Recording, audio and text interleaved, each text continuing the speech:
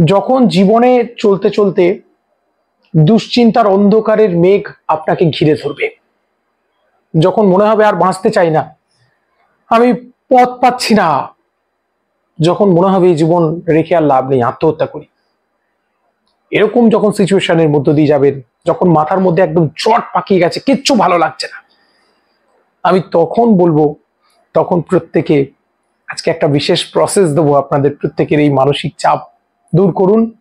আড্ডা মারুন। আড্ডা মারা কি? অনেকে বলেন আমারও সব ভালো লাগে না। আপনার ভালো লাগে না কোনগুলো আপনি জানেনই না। আড্ডা মারা কাকে বলে? পাড়ার মোড়ে 5টা ছেলে বসে তারা তাস খেলছে, আড্ডা দিচ্ছে, তাই তো? না, এটা আড্ডা দেওয়া নয়। ক্যারাম খেলছে, এটা আড্ডা দেওয়া নয়। গার্লস স্কুলের সামনে কতগুলো বকাটে ছেলে দাঁড়িয়ে একসঙ্গে বসে গুঞ্জন করছে, এটা আড্ডা দেওয়া নয়। আড্ডা দেওয়া কোনটা?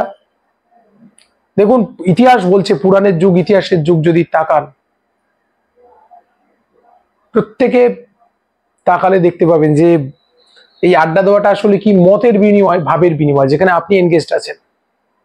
2 বন্ধু বা 3 বন্ধু বসে আলোচনা করছেন, জানিস গতকাল রাতে না বাড়িতে বাবার সঙ্গে আমার খুব ঝগড়া হলো। সে তখন বলবে, আচ্ছা তাই নাকি, তা কি করলি, বাবার সঙ্গে কি হলো, বাবা কি বললো? তারপর শুনে, বাবা এটা বলেছে জানিস, আচ্ছা বলতো আমার এটা উচিত কি উচিত না। সে তখন এই যে মতের বিনিময়, ভাবের বিনিময় যত করবেন, তত মনে রাখবেন আড্ডা দেওয়া এটাকেই বলে।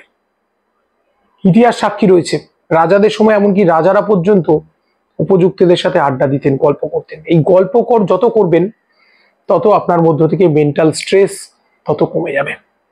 আপনার প্র্যাকটিক্যাল করে দেখুন, আমি বলবো যে প্রত্যেকের মেন্টাল স্ট্রেস কমে যাবে, একদম রিল্যাক্সড হয়ে যাবে।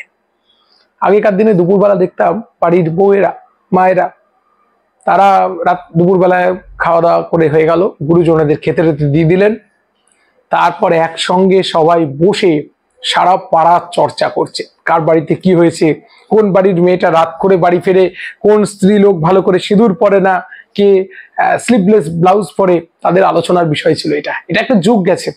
এখন আমরা এত ডিপ্রেশন কেন, এত টেনশন কেন, আমাদের মনের মধ্যে এত কমপ্লেক্স কেন? ভালো করে ভেবে দেখলে দেখতে পাবেন আমরা এখন টিভি সিরিয়ালে অভ্যস্ত হয়ে পড়েছি, প্রত্যেকে স্ক্রিন বন্দি হয়ে গেছি, মনটাও বক্স হয়ে গেছে। এক হয় টিভি স্ক্রিনে বন্দি, টিভি সিরিয়ালে, আর না হলে মোবাইল ফোন স্ক্রিনে বন্দি। এর বাইরে তো আমরা যেতে পারি নাই, এর বাইরে আমরা বেরোতে পারিনি, যার জন্য ডিপ্রেশন। আপনার ভার্চুয়ালি ফেসবুকে 10,000 বন্ধু থাকতে পারে, থাকুক, কিন্তু তার সঙ্গে মেসেজ চ্যাটিং আপনি করতে পারেন, কিন্তু মন খুলে ভাবের বিনিময় কিন্তু এই মেসেজ চ্যাটিং এ হয় না। Good morning, good night, see you, I miss you, এই কথাগুলো বলা আর কাউকে সোজাসুজি বলা, কিরে ঘুম থেকে উঠেছিস, কেমন, কি শরীর ঠিক আছে, এই দুটোর মধ্যে পার্থক্য আছে। Good morning, have a nice day, এই কথাটা বলা আর ফোন করে বলা, কি রে শরীর ঠিক আছে, উঠেছিস, এই দুটোর মধ্যে কিন্তু আকাশ পাতাল পার্থক্য। এইরকম এই যে এই ভাবের বিনিময়ে যত হবে, তত মনের উপর থেকে চাপ কমে যাবে। আমি বলবো প্রত্যেকে স্ক্রিন বন্দি, আপনারা হয়তো এই অনুষ্ঠানটা স্ক্রিনেই দেখছেন, কিন্তু মাকড়সার জালের মতো বন্দি হয়ে পড়বেন না। আমি বারবার করে বলছি যে এটাই কিন্তু লক্ষ্য আমাদের, টেনশন কমানো। আড্ডা মারুন, যত পারুন গল্প করুন। আমার এখন বিয়ে বাড়িগুলোতে গেলেও কষ্ট হয়। যখন আগে বিয়ে বাড়িগুলোতে যেতাম, দেখতাম বিয়ে বাড়িতে সমস্ত আত্মীয় পরিজনরা একত্রিত হয়েছেন, কি সুন্দর রাত্রিবেলায় খোশ মেজাজে গল্প হচ্ছে, সবাই মিলে গল্প করছেন, আনন্দ করছেন, আমার দেখে কি আনন্দ লাগতো, ভালো লাগতো। আর এখন দেখবেন সবাই যাচ্ছে, একটা কমার্শিয়ালিজম এসে গেছে, প্রত্যেকে যাচ্ছে একটা গিফট বগল দাবা করে নিয়ে গিয়ে সেই বর বা কনেকে গিফটটা দিচ্ছে, দেওয়ার পর একটু দাঁড়িয়ে থেকে গুঞ্জন করেই যা যা স্টার্টিং যা আছে খাবার দাবার করলো করলো, না করলো না করলো, তারপর তার গন্তব্যে আসি, হ্যাঁ আবার আসবো, আবার দেখা হবে। আমরা এই জিনিসটাই অভ্যস্ত হয়ে গেছি।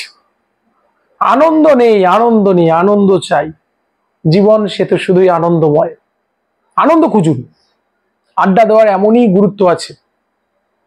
আজকে দেখুন, মানে আমার আশ্চর্য লাগে যে কেউ কাউকে দরকার ছাড়া ফোন করে না, ফোন করছে, হ্যালো কেমন আছিস, ভালো আছিস তো, বাড়ির সবাই ভালো আছে, তারপর বলছে না তোর সঙ্গে একটা কথা ছিল, আমার এই দরকারটা যদি একটু পূরণ করে দিতিস।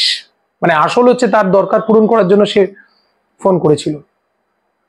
তাহলে এইরকম দরকার ছাড়া কেউ কাউকে ফোন করে না। আমি তো ওই জন্য মাঝে মাঝে কেউ ফোন করলেই আমি যখনই বলে হ্যাঁ হ্যালো ভালো আছেন, আমি তখন বলি আসল কথাটা আগে বলুন।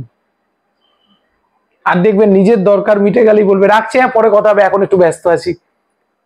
এটা যুগ চলছে। তা এরম করে জীবন আমাদের ক্রমশ শুকিয়ে যাচ্ছে, মরুভূমির মতো হয়ে যাচ্ছে।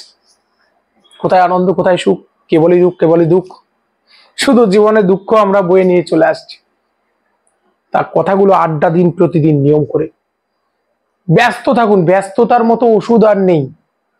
আমি প্রত্যেকে বলবো ব্যস্ত থাকুন, ব্যস্ত রাখুন নিজেকে, সব সময় কাজের মধ্যে ব্যস্ত রাখবেন, সব সময় বিজি। দুঃখ আপনাকে টাচ করতে পারবে না। সংসারে অনেক দুঃখ আসবে, সংসারে অনেক প্রবলেম আসবে, আসবেই। প্রিয়জনের থেকে আঘাত পাবো, স্বামী স্ত্রী যাকে ভালোবাসতে যাব সেই কখনো কখনো আঘাত দেবে। তা এগুলো, এই আঘাতগুলোকে ম্যানেজ করতে গেলে ব্যস্ততা, আপনার অনেক কাজ আছে, সংসারেও আপনার অনেক কাজ আছে। কাজের মধ্যে ইনভলভমেন্ট, ভালো লাগার বিষয়ের মধ্যে ঢুকে থাকুন। কারো রান্না করতে ভালো লাগে, করুন না, আজকে হয়ে যাক মুগ ডালের খিচুড়ি। যিনি খেতে ভালোবাসেন ভালো করে রান্না করে খেয়েই ফেলুন। যিনি ছবি আঁকতে ভালোবাসেন সংসারে কাজকর্মের ফাঁকে ফাঁকে একটা কাগজ কলম নিয়ে শুরু হয়ে যাক। আপনার নাচ করতে ভালোবাসেন, মাঝে মাঝে ফোনে ছোট ছোট ক্লিপ তুলে রাখুন না, পাঠাবেন দেখবো। এইগুলো ভালো লাগার বিষয়ের মধ্যে যত ইনভলভ হবেন তত মনে রাখবেন যে নিজেকে নিয়ে ভাবুন, তত মনে রাখবেন আপনার জীবন থেকে দুঃখ টেনশন সব বাই বাই। প্রত্যেকে একটাই ওষুধ, ব্যস্ত থাকুন, ব্যস্ত রাখুন নিজেকে, আড্ডা মারুন, গল্প করুন, মনের যত গুপ্ত আবর্জনা সব বেরিয়ে যাবে, একটিও থাকবে না আপনার কাছে। স্ট্রেস রিলিভড, ভালো থাকুন। আর কি, জীবনে চলতে চলতে আপনার টাকা পয়সা বাড়ুক না বাড়ুক, টাকা পয়সা যত দিন যাবে কমবে, কিন্তু একটা জিনিস বাড়বে, সেটা হচ্ছে শত্রু বাড়বে। বুদ্ধি করে হ্যান্ডেল করুন, শত্রু কিন্তু বাড়বেই। সমালোচনা করবেন না, নিন্দা করবেন না কারো। টেনশন কমাতে চাইলে এটা কিন্তু একটা গুরুত্বপূর্ণ ওষুধ। কারো সমালোচনা নিন্দা এগুলো করতে যাবে না।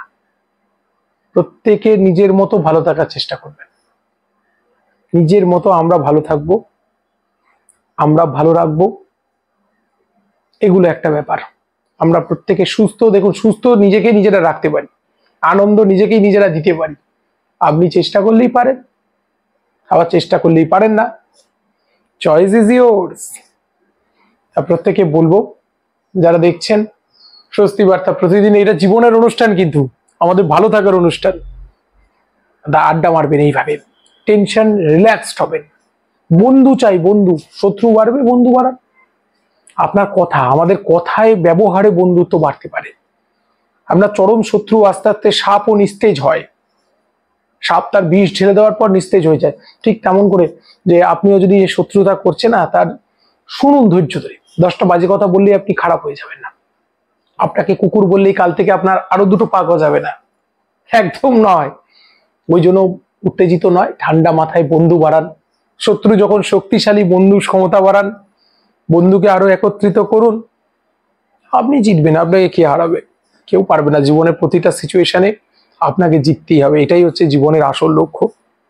যারা পারে তারা পারে, যারা পারে না তারা হারে, শুধুই হারে। তা বলবো আসুন আমরা এইভাবে টেনশনটা রিল্যাক্সড হই, টেনশন রিলিফ হই।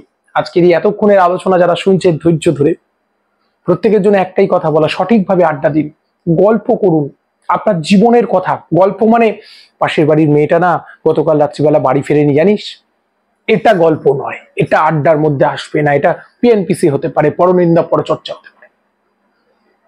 আপনার জীবনে, আপনি জীবনে যে কষ্টগুলো পাচ্ছেন, যখন 5 জনের সঙ্গে বসেছেন, তেমন মানুষদের সাথে আড্ডা দেওয়া যায় যারা আপনার কাছের মানুষ। সবার সাথে আড্ডা চলে না। এইভাবে আড্ডা দিন, আপনার জীবনের 70% টেনশন দূরীভূত হয়ে যাবে। প্রত্যেকে বলবো এইভাবেই আড্ডা দেওয়াটা হোক জীবনে, নইলে কিন্তু আড্ডা দিয়ে কোনো লাভ হবে না। যারা দেখছেন স্বস্তি বার্তা, প্রত্যেককে অভিনন্দন, শুভেচ্ছা আমি জানাচ্ছি। আমাদের এই পর্বটা যদি ভালো লেগে থাকে প্রত্যেকে ছড়িয়ে দেবেন সকলের মধ্যে, তাহলে ভালো লাগবে। আর আপনাদের জীবনের সমস্যা বা আগামী বিষয়বস্তু স্বস্তি বার্তায় কোন বিষয় নিয়ে আলোচনা হবে আপনারা কমেন্ট সেকশনে জানাতে পারেন। আপনাদের কথা থেকেই স্বস্তি বার্তা হবে। যাই হোক, প্রত্যেকে ভালো থাকবেন, দেখা হচ্ছে পরবর্তী পর্বে। সঙ্গে থাকুন স্বস্তি বার্তার সঙ্গে থাকুন। অনেক অনেক ভালো থাকুন।